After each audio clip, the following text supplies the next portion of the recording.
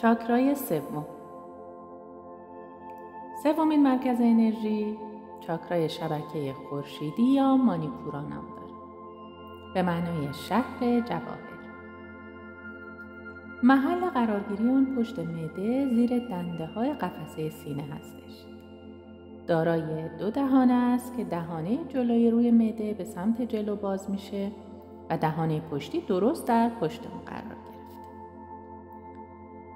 این چاکرا با عزت نفس، قدرت و اراده کنترل بر زندگی، احساسات و هویت شخصی، هضم و متابولیسم در ارتباط.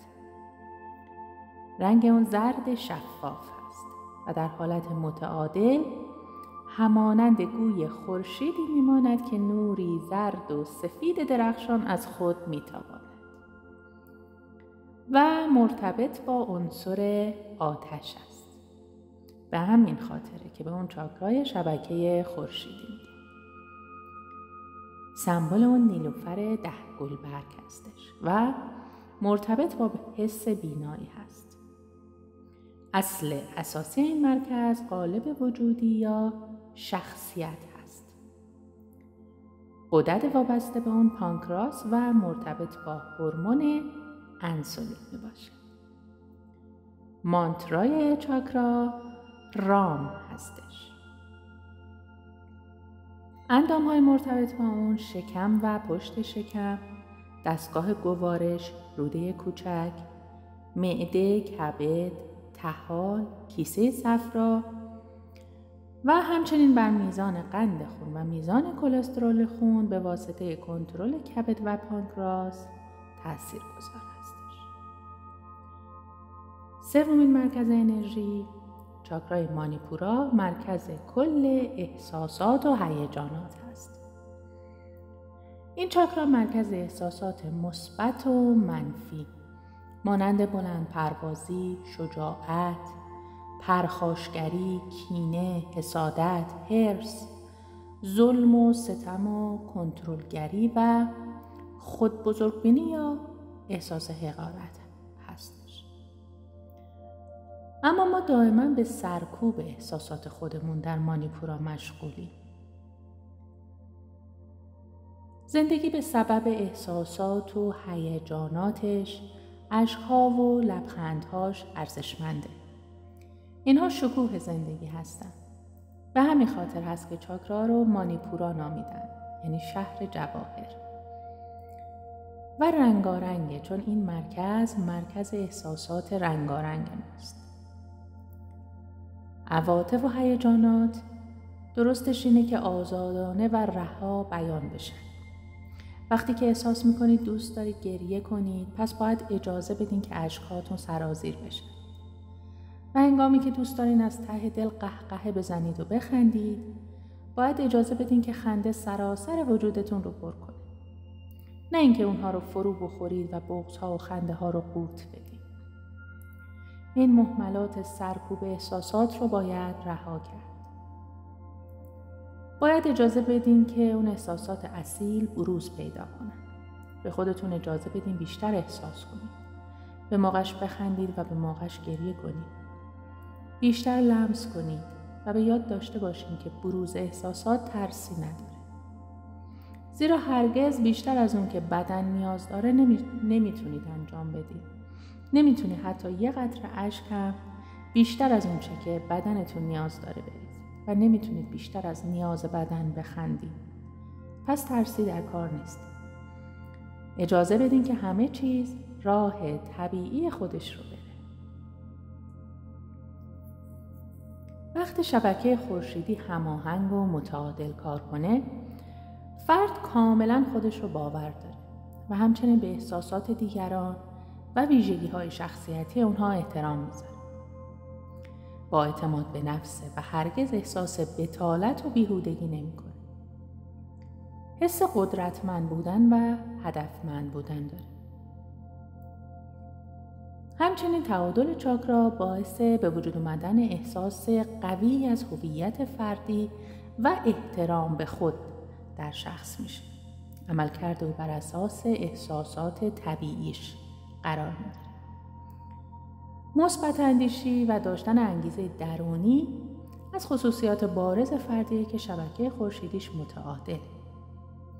از لحاظ سلامتی و هضم و جذب متناسب، دستگاه گوارشون کاملا در سلامت و تعادل. و همچنین تمام احساسات و اعمال فرد خود به خود در هماهنگی با قوانین کیهانی قرار می‌گیرند. در حالت ارتعاش بالا و تعالی چاکرای سوم و همچنین متعادل بودن چاکرای ششم، فرد قادر میشه با انرژی هر آنچه که به دنبالش هست هم فرکانس بشه و خواسته ها و آرزوهاش رو به طرف خودش جذب کنه. بنابراین آرزوهاش خود به خود تحقق پیدا میکنه و به خواسته های دلش میرسه. در صورتی که چاکرای سوم درست کار نکنه و نامتعادل باشه، فرد میخواد همه چیز و همه کس مطابق خواسته های اون باشن. میل به کنترل دیگران داره. احساساتش رو سرکوب میکنه و کلاً در بروز دادن احساساتش مشکل داره. دچار اضطراب و دلشوره میشه. کسایی که انتقاد ناپذیرن و ترس‌های زیادی دارن، کسایی که بی احساس و بی تفاوتن، دچار کمکاری شبکه خورشیدی هستن. چاکرای سوم جایگاه شخصیت ماست و جایی هستش که منیت ما شکل میگیره. در صورت عدم تعادل این چاکرا، فرد میتونه دچار خود بزرگ بینی یا خود کوچک بینی بشه و از درون احساس حقارت کنه. این افراد در تصمیمات خودشون زود پشیمون میشن یا برخی زیادی فضولن. بی انگیزن و همیشه خسته و بی حوصله و منفیگرا هستن. دچار اختلال خواب میشن و قدرت و اراده لازم برای تصمیم گیری در زندگی ندارن. ضعف و تردید دارن در تصمیم گیری ها و بی ارادن. و همچنین ناتوانی در رسیدن به خواسته ها و آرزوها یکی از مشکلات کمکاری چاکرای سوم. یادمون باشه که این چاکرا در اکثر اشخاص دچار مشکل. پس به شدت توصیه میشه که برای تقویت و احیای اون تمرکز کنید. از بیماری هایی که در اثر عدم تعادل شبکه خورشیدی به وجود میان، میتونیم به بیماری های زیر اشاره کنیم. مشکلات گوارشی، سوزش معده، زخم معده و رفلاکس معده، مشکلات لوزالمعده و کیسه صفرا و کبد و طحال، دیابت، کلسترول، اختلالات خواب، فوبیاهای مزمن، استرس و اضطراب. برای پاکسازی و تقویت و متعادل کردن شبکه خورشیدی، یکی از ساده ترین کارها گرفتن نور آفتاب، یعنی در معرض نور آفتاب خودمون رو قرار بدیم و آفتاب بگیریم و کسب انرژی از خورشید. یکی دیگه از راه‌ها این هستش که برنامه‌ریزی در کارهامون داشته باشیم برای تقویت اراده و همچنین ببینیم که کدوم احساساتمون رو به واسطه دیگران سرکوب کردیم، شهامت به خرج بدیم تا بتونیم اونها رو زندگی کنیم. تماشای گل آفتابگردان یا مزارع طلایی گندم مکملی هست از گرمای خورشید و قدرت تابش. همچنین استفاده از عنصر آتش، نشستن در کنار شومینه و تماشای آتش میتونه به پاکسازی و فعال کردن شبکه خورشیدی کمک کنه. از دیگر راه‌های پاکسازی و فعال کردن شبکه خورشیدی مدیتیشن و مراقبه بر چاکرای سوم. همچنین گوش دادن به فرکانس 528 هرتز که مخصوص چاکرای سومه و سبب پالایش احساسات پس و ترمیم DNA ما میشه، به خصوص در مورد بیماری‌های مادرزادی افراد. این فرکانس سبب استحاله در آدم میشه و انرژی زندگی رو افزایش میده و تغییرات مثبتی ایجاد میکنه. یه نکته خیلی مهم برای پاکسازی شبکه خورشیدی که شاید کمتر جایی به اون اشاره شده، خدمت به دیگران یا کارمایوگاه است.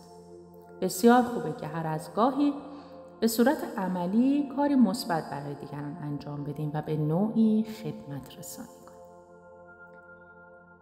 برای رنگ درمانی چاکرا استفاده از رنگ‌های زرد و طلایی در محیط اطرافمون و همچنین پوشیدن لباس‌های زرد رنگ موثر.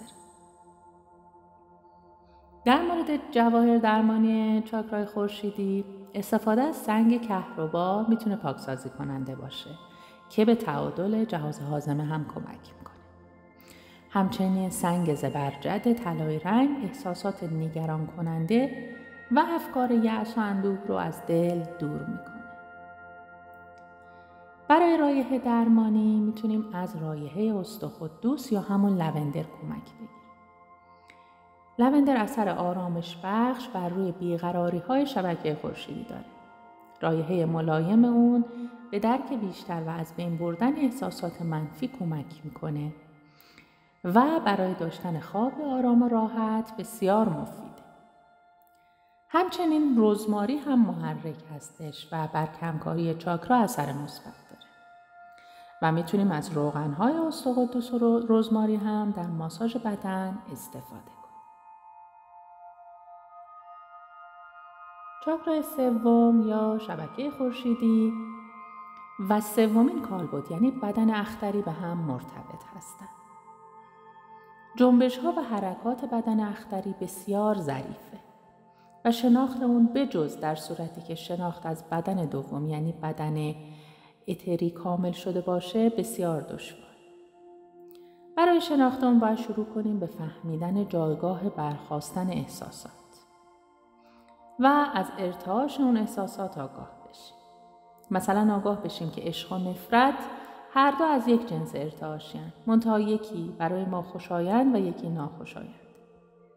باید به ارتعاش احساسات متضادمون آگاه بشیم. وقتی بتونیم به ارتعاشات احساسی برخاسته از سومین بدن آگاه بشیم و اونها رو بفهمیم، اون وقت قادر خواهیم بود تا با دیدن هر فردی بگیم که چه ارتعاشاتی احاطش کرد. ارتعاشات ساطع از سومین بدن به دور سر هر فردی گرد میان و جمع میشن. حاله ترسیم شده در تصاویر بودا یا عیسی مسیح حاله هستش که دور سر اونا دیده شده.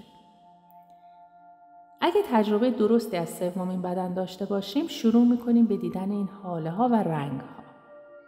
چون همونطور که گفتیم چاکرای سوم با حس دیدن مرتبط هستش.